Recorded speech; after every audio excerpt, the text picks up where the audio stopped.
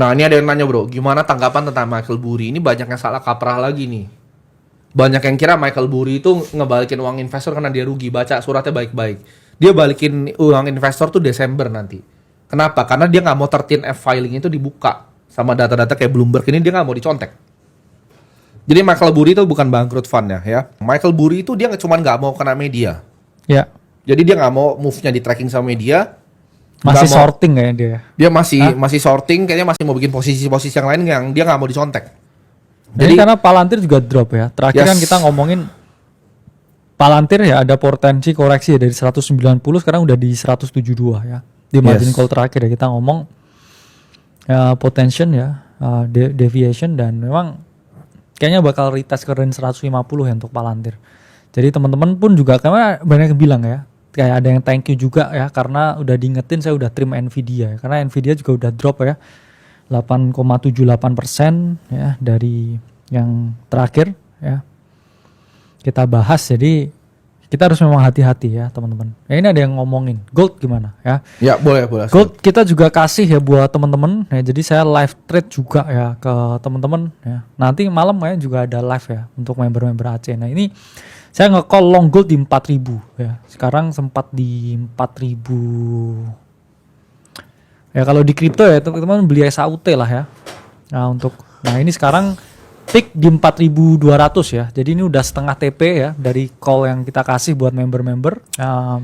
Untuk gold saya masih percaya ini ada potensi ke range high-nya ya. Jadi udah setengah jalan ya.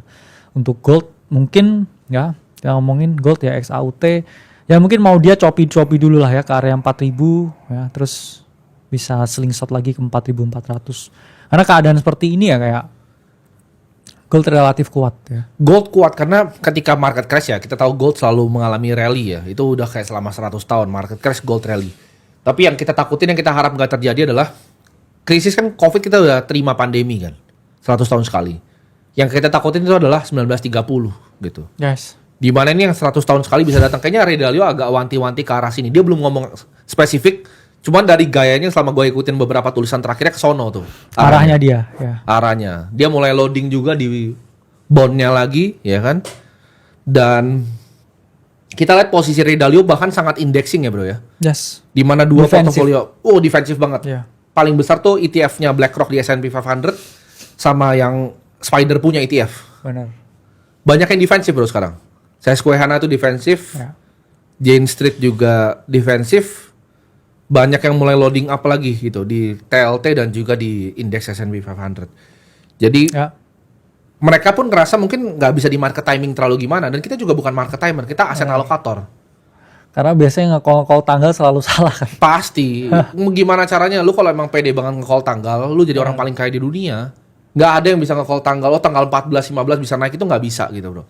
Itu pasti ujung-ujungnya masuk ke jurang dan rungkat semua. Kenapa? Karena kalau emang bisa nge-call tanggal, lu buy put option atau call options. Simple gitu. Lu main di options market aja ada tanggalnya gitu. Benar. Cuman nggak bisa gitu. Mungkin mental binary option tuh mungkin. Mungkin mentalnya dari binary option belajarnya gitu. Jadi ketika lu bisa nge-call tanggal, ya mungkin lu dewa. Kalau gini, kita tuh percaya bahwa partisipan market gitu, yang main di TLT ini, yang main di Bitcoin itu benar-benar kayak orang-orang paling pintar di dunia. Dan kita nggak ngerasa kita tuh lebih pintar dari mereka. Jadi jangan ngerasa bahwa market itu bisa bergerak sesuai dengan apa yang kita mau. Karena kadang harga tuh udah direfleksikan di market bro. Ya, setuju. Kan sebenarnya sama kayak ini kan, kenapa saya mau kayak trim maksudnya Bitcoin, gold, sebenarnya bukan hanya karena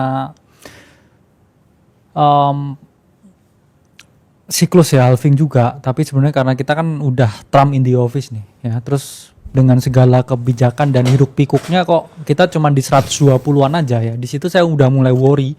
Dalam artian kita udah butuh katalis yang baru lagi. Karena saya dulu bullish dengan Trump, yaitu pre-election ya, makanya kita bikin call Octobul nih ya.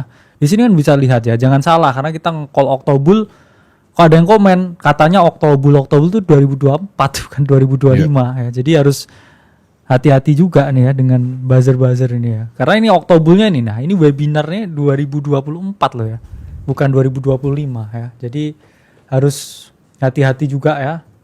Betul. Dengan ini ya, memang kayak kita butuh katalis baru, dan Trump udah ya kasih Trump udah bawa Bitcoin 50.000 ke 120.000 Betul. dan butuh katalis baru ya selain Trump.